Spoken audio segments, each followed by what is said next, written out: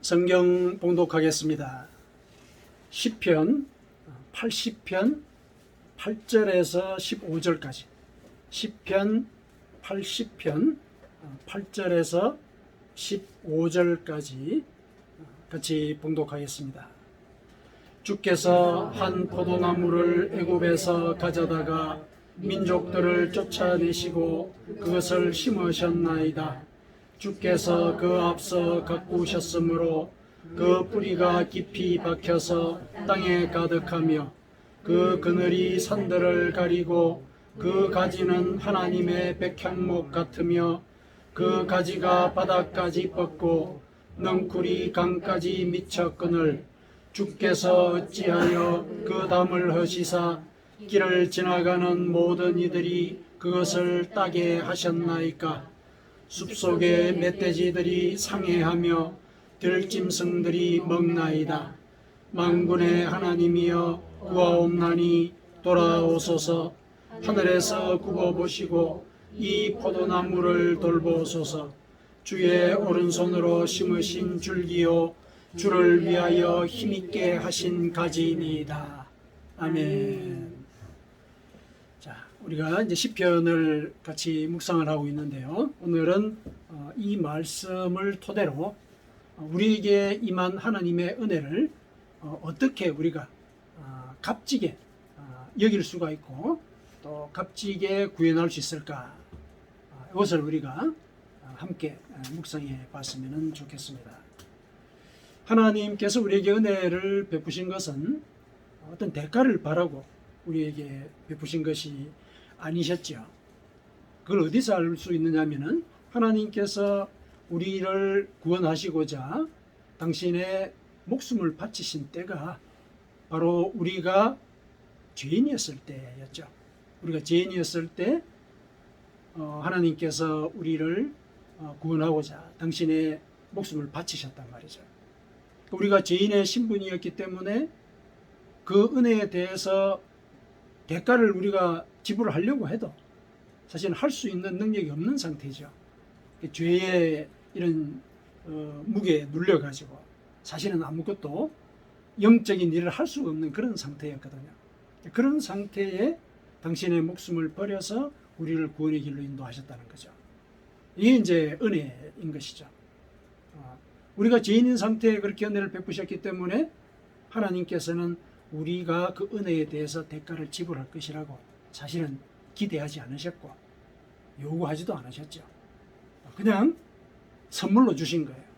선물이라고 하는 것 자체가 대가를 의도하지 않는 것이지 않습니까? 선물로 우리에게 그렇게 은혜를 주셨습니다. 그렇게 대가를 지불하지 않도록 우리에게 선물을 줬다면은 그러면은 그 선물의 값어치를 우리가 경히 여겨야 되겠는가? 이 우리 한번 생각해 봐야 되죠.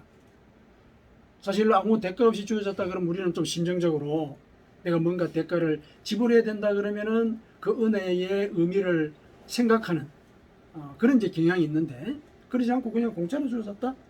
그러면은 좀 이렇게 그 은혜의 가치 자체를 좀 경히 여길 수 있을 것 같은 그런 어떤 느낌이 좀 들죠. 그런 느낌이 좀 듭니다. 그러나 그 은혜가 당신의 생명을 담보로 한 것이었다. 우리 그거 생각해야 되죠.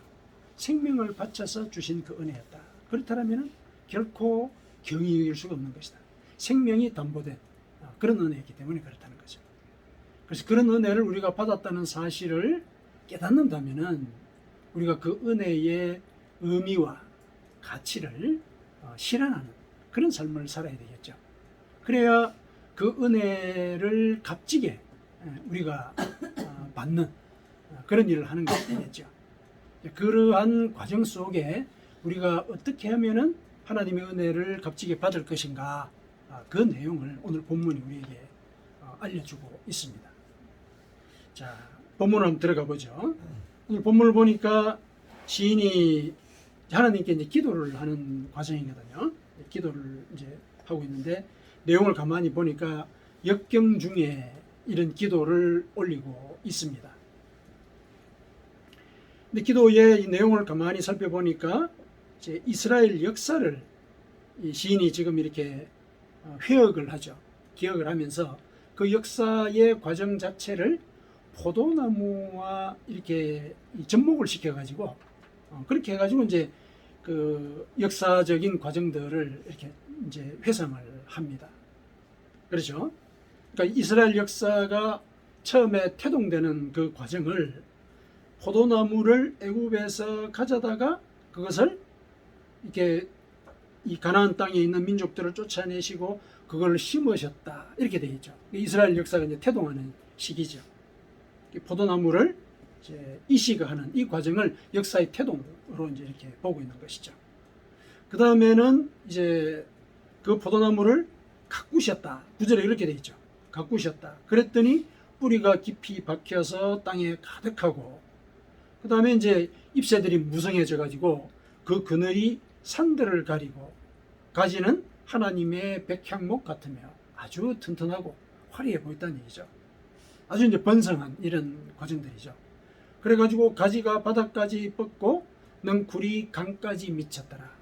이건 아마도 이스라엘 역사상의 그 태평성대의 시절, 다윗 왕이나 이제 솔로몬 왕의 그 시절을 아마 암시를 이제 하는 그런 이제 부분이라고 생각이 듭니다. 그 역사의 그런 융성기, 그걸 이제 이렇게 이제 표현을 했고, 그런데 이제 또 역사의 굴곡이 또 있었던 거죠. 역사의 굴곡이 있었는데 12절에 보니까 이렇게 우리가 살아왔는데 주께서 어찌하여 그 담을 허시사, 이 포도원의 담을 이제 허신 거죠. 허시사 길을 지나가는 모든 이들이, 그러니까 허락도 안 받고 그 열매를 따먹게 하셨습니까? 그러니까 포도밭이 황폐하게 돼버린 거예요. 길 가던 사람들이 막 들어와 가지고 포도를 이제 다 따먹죠. 원래 이 포도라고 하는 이 과일은 서리가 잘 안 되는 그런 과일이거든요. 다른 과일들은 이렇게 그 자리에 가가지고 뚝 따면은 수박이나 참외 이런 거 뚝 따가지고 넣으면 되는데 포도는 이 덩굴처럼 못 따요. 너무 그 이 줄기가 질기죠. 질겨가지고 이렇게 덩치대로 못 따요. 못 따니까 이제 알알이 이렇게 따먹는데 나그네들이 그걸 따먹는다 그러면은 막 훑어가지고 먹거나 이런단 말이죠. 하나씩 이렇게 조심조심 따먹고 그러진 않을 거란 말이죠. 그러다 보면 이제 이 포도 그 송이 자체가 막 훼손이 되고 그런 일들이 잦아지다 보면 포도원 자체가 이제 황폐해지는 거죠. 사람들만 그런 게 아니고 담을 걸어 놓으니까 짐승들까지 들어오는 거죠. 멧돼지들이 막 들어와 가지고 거기를 상해하고 들짐승들이 먹었다 이렇게 얘기를 하죠. 이거는 이스라엘 역사의 그 쇠락의 과정을 얘기하고 있는 거죠. 이민족들이 들어와서 성전을 유린하고 궁전을 파괴하고 백성들을 체포해가지고 노예로 다 끌고 가버렸죠. 이스라엘, 고대 이스라엘이 그렇게 멸망하지 않았습니까? 그 과정이 있었던 거죠. 그게 이제 결국 이제 포도나무의 어떤 그 고사 단계에 이제 이렇게 표현을 한 것으로 볼 수가 있습니다. 포도나무에 비겨서 이스라엘 역사의 태동과 발전과 쇠락의 과정, 이걸 이제 이렇게 시인이 이제 읊고 있습니다. 자, 이와 같은 상황이 현재 상황인 것이죠. 기도를 올리는 이제 그 상황이 지금과 같은 상황이라는 거예요. 이스라엘 역사가 쇠락의 과정에 있고 그 포도밭이 황폐해진 그런 단계에 지금 있다는 거예요. 그게 이제 14절에 그렇게 암시가 되어 있는 거죠. 만군의 하나님이여 구하옵나니, 지금 구한다는 얘기예요. 지금 구합니다. 돌아오소서. 하나님이 떠난 것 같은 그런 현실이 눈앞에 있다는 것이 아니십니까? 돌아오소서. 하늘에서 굽어보시고 이 포도나무를 돌보소서. 이렇게 간구를 하고 있습니다. 지금 이제 그 이스라엘 역사의 그 쇠락의 현장에 이 시인이 이제 있는 거죠. 거기서 이제 하나님의 은혜를 간구를 하고 있습니다. 자, 이 기도를 이제 가만히 들어보니까 이 기도 중에 특이한 점이 하나 있죠. 특이한 점이 하나 있습니다. 이스라엘 역사의 태동과 발전 그리고 그 쇠락의 모든 주체가 하나님이죠. 이스라엘 백성이 역사를 이루었고 이스라엘 백성이 번성하게 했고, 그러니까 우리 조상들이 이제 예를 들어서 잘못해가지고 역사를 황폐하게 만들었다 이런 식의 얘기를 하고 있지 않죠. 그렇죠? 보십시오. 이게 이제 8절부터 보면은 주께서, 주어가 그거예요. 주께서 하나님께서 포도나무를 가져다가 그리고 쫓아내시고 심으셨어요. 그렇죠. 그리고 9절에 보니까 주께서 가꾸셨습니다. 하나님이 하셨다는 얘기죠. 그래가지고 가지들이 다 번성해가지고 포도밭이 이제 아주 번창하는 그런 단계가 되었는데 그것도 주께서 하셨다. 근데 더 놀라운 거는 담을 허신 분도 주님이시다. 이렇게 되는 거죠. 하나님께서 담까지 허셔서 포도밭을 황폐하게 하셨다. 이렇게 얘기하고 있는 거예요. 사실 우리에게 주어진 그 은혜, 예를 들어서 역사의 태동과 그 발전의 단계에서 그 일을 하나님께서 하셨다라고 얘기하면은 그거는 그럴 수 있을 거라는 생각이 들죠. 우리가 은혜를 받은 그런 상태니까 하나님께서 그런 은혜를 베푸셨구나. 감사합니다. 그렇게 나오는 거죠. 그런데 이스라엘의 이 역사가 쇠락하는 이 상황도 하나님이 하셨다라고 고백을 하고 있잖아요. 하나님이 하셨다. 하나님이 이 포도밭에 담을 허셔가지고 이민족과 들짐승들이 들끓게 해서 이 포도밭을 황폐하게 하셨다. 이렇게 고백을 하고 있습니다. 이게 이제 이 시인의 기도의 독특한 측면이죠. 근데 독특하다고 얘기하는 것은 뭐냐면은 이 시인이 가지고 있는 그 믿음의 어떤 독특성을 여기에 반영을 한 게 아닌가 이렇게 생각을 한다는 거죠. 이게 뭐가 독특하냐? 고난도 하나님이 초래하셨다는 거. 내 삶 속에 좋은 일도 있고 굳은 일도 있는데 좋은 일은 당연히 이제 하나님이 하셨다라고 우리가 인정을 하는데 굳은 일은 하나님이 하셨다. 이것보다는 자기가 저주를 받았다 이런 쪽으로 생각하기가 쉽죠. 그런데 이 시인은 그 고난도 하나님께서 하셨다, 만드셨다, 나를 고난에 빠뜨리셨다 이렇게 고백을 하고 있는 거죠. 자, 이렇게 이제 고백을 하는 거는 이거는 하나님께 대한 절대적인 믿음이 없으면 불가능한 것이죠. 왜 절대적인 믿음이냐? 하나님이 그렇게 나를 번성하게 하고 성장하게 하신 대로 하나님이 나를 공경에 빠뜨렸다라고 이렇게 고백을 하는 그 이면에는 하나님이 나를 공경에 빠뜨리신 대로 또 나를 거기서 구출해 주실 것이다. 이런 믿음이 그 뒤에 있는 거거든요. 그러니까 그 고난도 하나님께서 하셨다라고 얘기하는 거예요. 어떤 면에서 보면은 하나님께 이 고난의 책임을 전가하는 그런 이제 생각이 들 수도 있죠. 그 말씀 자체가 그죠? 하나님이 이제 담을 허셔서 이런 일이 벌어지지 않았습니까? 이렇게 이제 얘기를 하는 건데, 근데 그렇게 이 시인은 예를 들어서 책임을 전가하고 하나님을 탓하기보다는 오히려 하나님이 그 일을 하셨다. 하나님이 그 일을 하셨다. 이렇게 이제 고백을 하는데 그 이면에는 그렇게 이 일을 만드셨기 때문에 이 일을 해결하시는 분도 당신이십니다. 이렇게 믿는 믿음이 있다는 것이죠. 그러니까 하나님을 절대적으로 믿는 거예요. 나에게 좋은 일이 생기게 했어도 물론 믿지만은 나에게 좋지 않은 일이 벌어졌다 하더라도 그것 또한 하나님이 하신 일이다. 믿는 거예요. 하나님께 대한 절대적인 믿음. 이것이 오늘 이 시편에 드러나 있는 어떤 이 시인의 이제 기도의 자세라고 볼 수가 있는 것이죠. 이 절대적인 믿음. 이 절대적인 믿음이 어떻게 생기게 되었을까? 우리 좀 관심을 갖고 가질 필요가 있죠. 이거는 우리가 이제 부모와 자식 간의 관계, 뭐 다른 예를 들 수도 있지만은 그게 제일 이제 비근한 예니까 한번 들어본다면은 자식은 자기가 잘못해도 어떤 면에서 보면 참 뻔뻔하게 부모에게 다가가는 경우가 꽤 있죠. 잘못해가지고 내가 참 죄책감에 시달리면서 아버지나 어머니 얼굴을 더 이상 못 보겠습니다. 뭐 이런 경우도 있긴 있지만은 대개는 잘못했다 하더라도 잘못했습니다. 말하고 그걸로 끝이잖아요, 사실은. 그죠? 그리고 내가 잘못해가지고 저질러졌던 그 모든 피해들, 그거 부모에게다 떠맡기죠. 부모가 나서가지고 다 처리하게 하잖아요, 사실은. 굉장히 뻔뻔한 일이죠, 어떤 면에서 보면. 그런데 그 뻔뻔함이 어디서 나오는 겁니까? 부모가 그렇게 해줄 거라는 걸 믿었기 때문에 그런 거죠. 사실 믿는 거거든요. 그러니까 이제 그렇게 하는 거죠. 이 시인도 이제 그런 믿음을 갖고 있는 거죠. 하나님께 대해서. 그래서 그렇게 고백을 하는 거예요. 이 고난도 당신께서 하신 겁니다. 그러니 해결도 당신께서 해 주실 것을 믿습니다. 이렇게 고백을 하는 거죠. 그러니까 시인은 자기 자신뿐만 아니라 자기의 그 민족이 하나님의 자녀라는 이런 인식을 갖고 있는 거예요. 하나님의 자녀다. 그러니까 자녀가 잘못해도 그건 사실은 하나님께서 부모된 입장에서 해결해 주실 것이다. 이런 믿음이 뒤에 있는 거죠. 그러니까 시인은 이스라엘 민족, 자기의 그 조상들이나 자기의 그 또 현재 동족들 뿐만 아니라 자기도 하나님의 자녀라는 이런 인식을 분명히 갖고 있다. 이런 인식 때문에 하나님께 대한 절대적인 믿음을 가질 수가 있다는 거예요.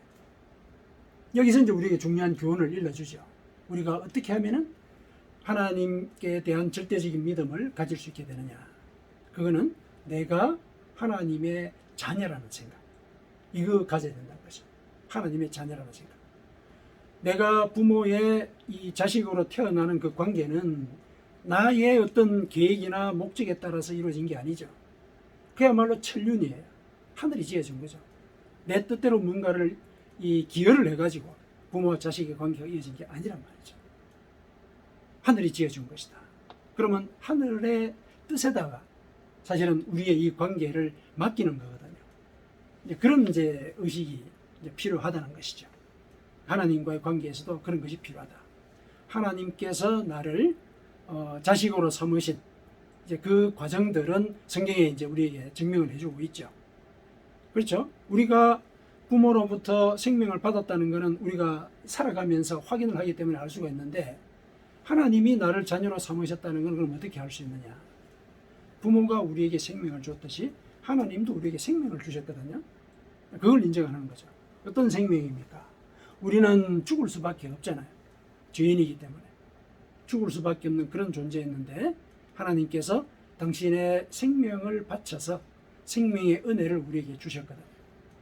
이 부모와 자식의 관계가 생명의 은혜로 엮여 있는 것과 마찬가지로 하나님과 우리의 관계는 생명의 은혜로 이어져 있다는 겁니다. 그러니까 생명을 담보한 그런 관계로서 우리가 하나님과의 관계를 이어가고 있다.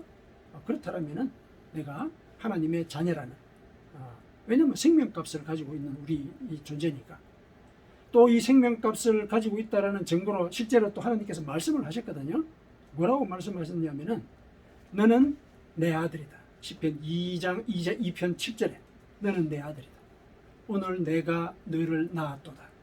이렇게 얘기를 하지 않습니까? 너는 내 자녀다. 너는 내 자식이다. 이렇게 말씀을 하셨거든요. 그 말씀을 하신 그 말씀의 행동적인 표현이 그 십자가 순환인 것이죠. 그렇게 해서 눈으로 보여주신 거예요. 그렇게 해서 하나님과 나는 생명의 은혜로 이어진 존재다. 생명의 은혜로 이어진 존재다. 그러므로 내가 하나님의 자녀라는 사실, 하나님이 그렇게 말씀도 하시고 실제로 보여주셨다는 것, 이걸 근거로 해서 나는 내가 하나님의 자녀라는 사실을 믿어야 하는 것입니다. 이렇게 자녀로서 믿을 때 어떤 면에서는 뻔뻔스러울 수 있지만은 하나님께 대해서 절대적인 믿음을 가질 수가 있게 된다. 그걸 이제 우리가 기억을 해야 되겠습니다. 오늘 이 시인도 본문에 보면은 하나님께서 자기를 자녀로 삼으셨다는 사실을 고백을 하죠. 15절에 마지막 절 보십시오. 마지막 절 뭐라고 되어 있습니까? 주의 오른손으로 심으신 줄기요 주를 위하여 힘있게 하신 가지니이다. 이렇게 얘기하고 있죠. 그러니까 이스라엘 민족이 이런 존재라는 거예요. 그리고 이스라엘 민족 속에 자기도 있잖아요. 자기가 그런 존재라는 얘기예요. 하나님께서 당신의 오른손으로 심으신 줄기고 또 하나님을 위해서 나에게 힘을 북돋워 주신 그런 가지와 같은 존재가 바로 접니다. 그러니 이 쇠락의 상태 속에, 이 황폐해진 역사의 현장 속에 저를 내버려 두지 마옵소서. 이렇게 이제 얘기하는 것이죠.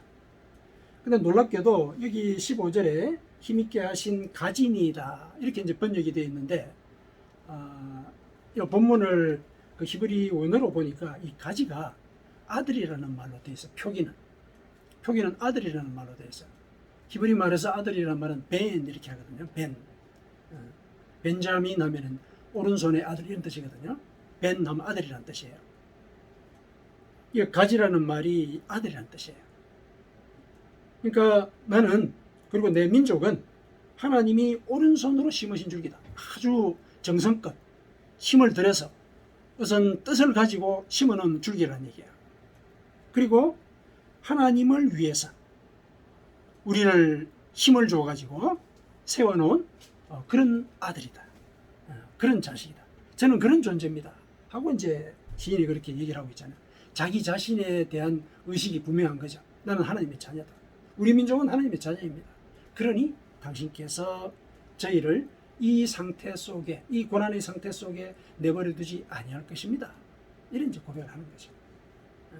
그런 고백의 근거가 바로 이런 자녀로서의 인식, 이거라는 얘기예요.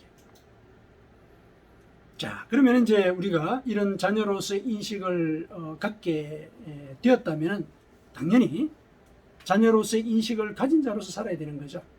그렇죠? 자녀라는 인식을 가진 자로서 살 때 바로 부모나 또 하나님이 우리에게 베푸신 그 생명의 은혜에 값하는 삶을 살아가게 되는 거죠. 우리가 이제 오늘 이 본문을 통해서 살펴봐야 되는 그 내용이 그런 내용이죠. 내가 하나님의 자녀란 말이죠. 이런 인식을 갖고 있다면 내가 이 땅에서 어떤 삶을 살아가야 할 것인가, 그 우리가 고민을 해야 되는 것이죠. 내가 그 은혜를 예를 들어서 기억을 한다면, 또 깨닫는다면 제일 먼저 해야 될 일이 뭐겠습니까?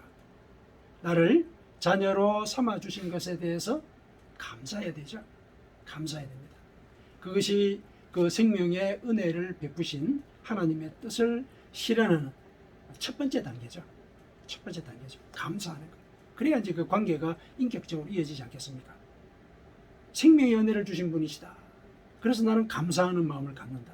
이게 부모와 자식, 그리고 하나님과 나와의 관계를 인격적으로 이어주는 다리 역할을 하는 거거든요.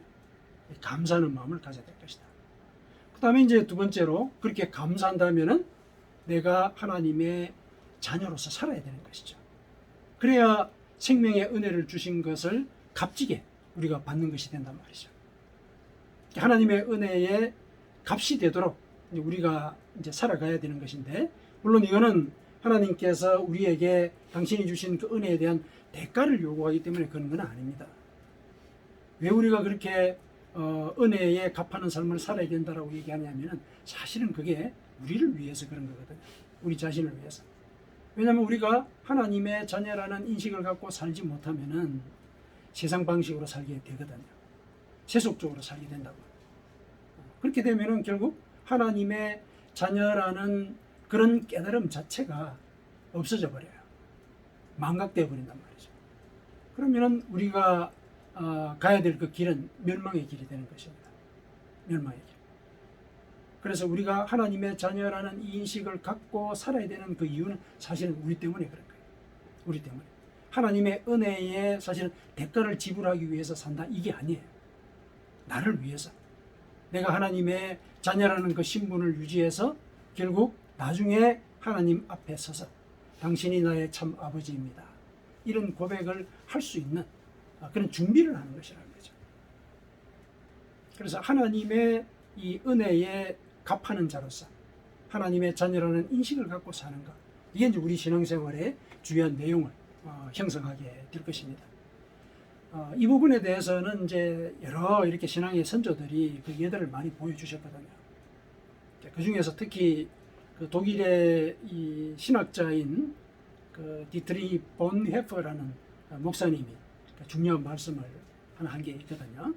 그분은 값싼 은혜, 우리가 오늘은 이제 하나님 은혜에 값하는, 그러니까 값진 은혜의 의미로서 하나님의 은혜를 우리가 묵상하고 실현시킬 수 있도록 노력해야 된다, 이렇게 얘기를 했는데, 그것에 대한 반면교사로서 값싼 은혜에 대해서 말씀을 하셨어요. 그러니까 이분의 말씀이 이제 값싼 은혜가 어떤 것인지를 알려주는 것인데, 값싼 은혜가 어떤 것인지를 우리가 안다면은, 그리고 배웠다면은 그 값싼 은혜를 우리가 벗어나는 그런 삶을 살 때 하나님의 은혜에 값하는, 그 은혜를 값지게 받는 그런 삶을 살아가게 되겠죠. 그런 반면교사의 차원에서 이 보네프 목사님의 그 값싼 은혜에 대한 얘기를 우리가 한번 살펴보십시다. 보네프 목사님이 뭐라고 얘기를 하셨냐면은, 값싼 은혜란 우리가 우리 자신에게 부여한 은혜다, 이렇게 얘기를 했어요. 내가 나 자신을 합리화한다는 거예요. 내가 뭔가를 잘못했을 때도 그거는 이러이러한 이유가 있기 때문에 괜찮은 거야. 하나님도 예를 들어서 그런 부분에서 허용하지 않으셨나? 뭐 이런 식으로 이제 합리화를 하는 거야. 이게 값싼 은혜. 하나님이 생명을 바쳐서 우리를 구원하신 그 뜻은 네가 생명의 가치를 존중히 여기고 그 가치를 위해서 살아라. 이런 의미로 우리에게 생명의 은혜를 주신 것이거든요. 그런데 내가 나의 정욕과 탐심으로 저질러진 그 일을 합리화한단 말이죠. 그래서 그 일을 계속한단 말이죠. 그러면은 생명의 가치를 무시한 것이죠. 그렇죠. 왜냐하면 그 길은 멸망의 길이니까. 죽음의 길이니까. 그래서 자기에게 은혜를 베푸는 거, 이게 값싼 은혜라는 얘기예요. 자기의 행위를 하나님의 말씀에 따라서 회개하고 또 고치려고 노력하는 게 아니고 합리화하는 거죠. 그러면 안 된다는 얘기죠. 그거는 값싼 은혜다. 값싼 은혜는 회개를 요구하지 않고 용서를 선포하는 것이다. 회개하지 않고 자기의 행위에 대해서 용서하는 거예요. 그리고 이제 강단에서도 그럴 수가 있는 거죠. 강단에서도. 설교 중에서도 회개하고 나면은 하나님이 용서하신다. 이게 아니고 용서부터 선포하는 거예요. 하나님은 십자가에서 우리 죄를 다 용서하셨습니다. 그러므로 여러분들이 잘못한 일들, 그거에 대해서 하나님은 이미 용서하셨습니다. 이렇게 얘기를 하는 거예요. 그럼 어떻게 되는 거예요? 내가 저질렀던 모든 일들이 다 합리화되는 거 아니에요? 그렇죠? 나의 정욕과 탐식, 이게 합리화되고 그것이 나의 신이 되는 거예요. 왜냐하면 거기에 따라서 내가 살게 되니까. 그게 내 신이 되는 거죠. 그러면 이제 결국은 멸망하는 길인 거죠. 회개 없이 용서를 선포하는 것. 이거는 자기 자신에게 뿐만 아니라 교단에서, 설교 강단에서 이런 식으로 설교를 한다는 것. 이거 하나님 은혜를 값싸게 만드는 것이다. 그 다음에 교회의 훈육도 받지 않고 세례를 받는 것. 세례가 주는 것이 그 새로운 생명의 기회를 예를 들면 눈앞에서 시연해 보이는 거거든요. 그런데 거기에 대해서는 이 교리라든지 또 세례의 의미라든지 이런 것들에 대해서 훈육이 따라야 되는 거죠. 훈육도 받지 않고 세례를 받는 것. 이거는 하나님의 은혜를 값싸게 만드는 것이다. 그리고 죄의 고백 없이 성만찬에 참여하는 것. 성만찬이라고 하는 것 자체가 나를 죄에서 구원하신 하나님의 은혜를 감사하고 또 그대로 살고자 하는, 그러니까 죄를 끊고자 하는 그런 결단하는 순간이거든요. 그렇죠? 만찬이라고 하는 것이 밥을 먹는 거잖아요. 영혼의 밥을 먹는 거예요. 영혼의 밥을 먹는 거예요. 내 영혼을 살리기 위해서 하나님이 주신 그 기회를 통하여 영을 살리는 음식을 먹는 그때가 성만찬의 때거든요. 그때 제일 중요한 것은 회개라는 거예요. 내 속에 그릇을 비워야 거기에 하나님의 밥이 들어간다는 얘기죠. 회개 없이 성만찬하는 것. 이건 하나님의 은혜를 값싸게 만드는 것이다. 그리고 인격적인 고백 없이 사면하는 것. 이것도 값싼 은혜다. 인격적인 고백이라는 것은 뭐냐면은 하나님이 내 죄의 고백을 들으신다. 하나님 앞에 있다는 거예요. 내가 누군가에게 뭔가를 고백한다라고 했을 때 그게 진정으로 고백하는 것이라면은 하나님이 내 앞에 계시다. 내가 정말 두렵고 떨리는 마음으로 하나님께 내 죄를 고백하는 것. 그 관계가 인격적인 관계예요. 우리가 친구와 얘기를 할 때 앞에 친구가 있을 때 속에 있는 얘기 다 하잖아요. 그런 관계를 전제를 한다는 거예요. 회개한다는 거. 회개했을 때 그 인격적인 관계라는 게 그런 거예요. 정말 제가 잘못했습니다. 그래서 하나님께서 하신 그 말씀이 나를 구원할 길이라는 거 내가 지금 이 자리에서 깨닫습니다. 앞으로 그렇게 살겠습니다. 이렇게 할 때 내 죄에 대한 사면이 이루어진다고 믿는 것. 이게 인격적인 관계에서 이루어지는 회개인 거예요. 인격적인 관계에서 이루어지는 사면이기도 하고. 그렇게 하지 못하면 그건 다 하나님의 은혜를 값싸게 만드는 것이다. 이게 이제 디트리트 보네프 목사님이 말씀하신 것입니다. 값싼 은혜는 제자 훈련 없는 은혜이며 십자가 없는 은혜이고 살아계시고 성육신하신 예수가 없는 은혜이다. 이렇게 얘기를 하고 있습니다. 그러니까 이런 이 값싼 은혜의 모습들, 이걸 우리가 경계를 하는 거죠. 경계를 할 때 우리는 우리가 받은 그 생명의 은혜를 값지게 받는 그런 삶을 살게 되는 것이죠. 그것이 내가 하나님의 자녀라는 것을 내 삶을 통해서 내가 사실은 증명하는 거예요. 증명하는 거예요. 그래서 내가 하나님의 자녀다. 그러면 이제 하나님의 말씀대로 실천하려고 하는 그런 노력이 있어야 되겠죠. 그 과정에 나는 나의 정욕과 탐심을 십자가에 못 박는 그런 삶을 살아야 합니다. 다소 추상적인 이제 느낌으로 와닿죠. 정욕과 탐심을 십자가에 못 박는다. 다소 추상적인 그런 느낌으로 와닿는데 구체적으로 얘기하면 이런 것이죠. 내 속에 뭔가를 저지르고 싶은 마음이 있는 거예요. 욕심이 생긴단 말이죠. 예전 같으면은 그대로 했어요. 그런데 하나님이 예를 들어서 시기하지 말아라. 질투하지 말아라. 말씀을 하셨기 때문에 제가 이 순간에 그 마음을 내려놓게 노력을 하겠습니다. 근데 사실 생각해 보세요. 내가 시기심이 막 발동하고 질투가 막 발동했어요. 밑에서. 근데 그거 억누르기가 쉽던가요? 너무너무 어렵지 않습니까? 그 순간에 내려놓기가 참 어려워요. 게다가 분노가 막 차올라요. 속에서. 누군가에 대해서. 그 자리에서 그걸 다스릴 수가 있던가요? 어렵거든요. 근데 그럼에도 불구하고 하나님이 그렇게 하라고 말씀을 하셨기 때문에 제가 그 자리에서 순종하겠습니다. 자기 죽이는 거죠. 자기 죽이는 거예요. 십자가에 못 박는다는 얘기는 뭐냐면 십자가가 하나님의 말씀이잖아요. 하나님의 말씀에 따라서 저를 죽이겠습니다. 그 얘기죠. 그게 결국 자기를 부인하는 길이고 또 자기 십자가를 지는 거예요. 자기 십자가를 진다는 게 그런 뜻이죠. 내 정욕과 탐심 그거를 십자가에 못 박았으니까 그거 지고 가는 거죠. 그렇게 사는 것이 내가 하나님의 자녀라는 사실, 이거를 행동으로 실현하는 길이고 또 그것이 하나님께서 나에게 주신 생명의 은혜를 값지게 받는 길이다. 여러분 우리가 기억을 하십시다. 사랑하는 성도 여러분, 우리는 주의 오른손으로 심으신 줄기고 주를 위하여 힘있게 하신 가지입니다. 하나님의 자녀라는 얘기입니다. 이 사실을 기억을 하십시다. 그랬을 때 우리는 하나님과 인격적으로 교제를 하면서, 인격적으로 교제한다는 것은 하나님과 내가 서로 얘기한다는 거예요. 내 속의 얘기를 일방적으로 알려드리고 끝, 이게 아니고 하나님의 얘기를 또 듣는 거예요.